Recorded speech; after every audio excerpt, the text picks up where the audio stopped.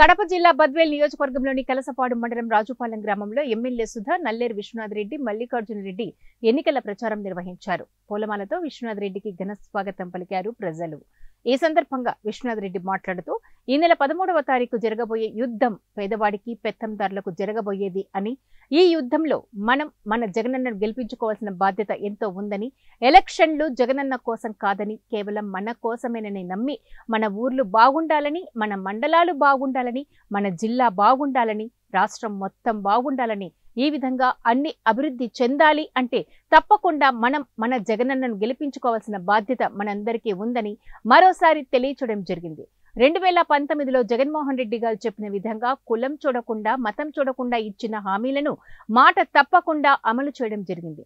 నా వల్ల మేలు జరిగింటేనే, నా ద్వారా లబ్ధి పొందుంటేనే ఓటు వేయండి అని అడిగిన వ్యక్తి కేవలం మన జగన్మోహన్ రెడ్డి మాత్రమే అంటూ ఆయన వివరించారు. కాబట్టి ఎమ్మెల్యే సుధా మేడం గారిని, ఎంపీ అభ్యర్థి అవినాష్ రెడ్డిని మీ యొక్క అమూల్యమైన ఓటు వేసి గెలిపించాలని ప్రజలను అభ్యర్థించారు. కార్యక్రమంలో పార్టీ నాయకులు, కార్యకర్తలు పాల్గొన్నారు. చాలా బాగుంది. ఏంటి అని మీరు అడిగారు.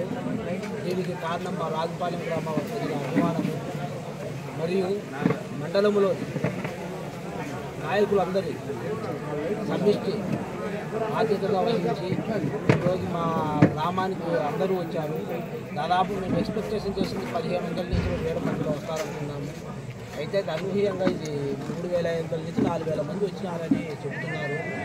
అంటే ఇంత అభిమానంగా నా మీద నమ్మకంగా మా మండలంలోని ఎంపీటీసీలు కానీ, సర్పంచులు కానీ, మాజీ సర్పంచులు కానీ, మండల పంచాయతీ నాయకులు కానీ వాళ్ళందరూ సమిష్టి కృషితోనే ఈ యొక్క సభ సక్సెస్ అయింది. కానీ నా ఒక్కరి బాధ్యతగా నేను వహించాను.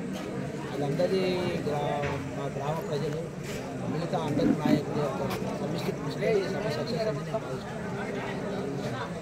అలానే మా ఎమ్మెల్యే అభ్యర్థి గారు సుధమ్మ గారు, ఎంపీ అభ్యర్థి అవినాష్ రెడ్డి గారు, వారి మీద అభిమానం plus CM YS Jaganmohan Reddy గారు ప్రవేశపెట్టిన సంక్షేమ పథకాలు, ఆయన చేసిన అభివృద్ధి, వాటికి ఆకర్షితులై ప్రజలలో సీఎం గారు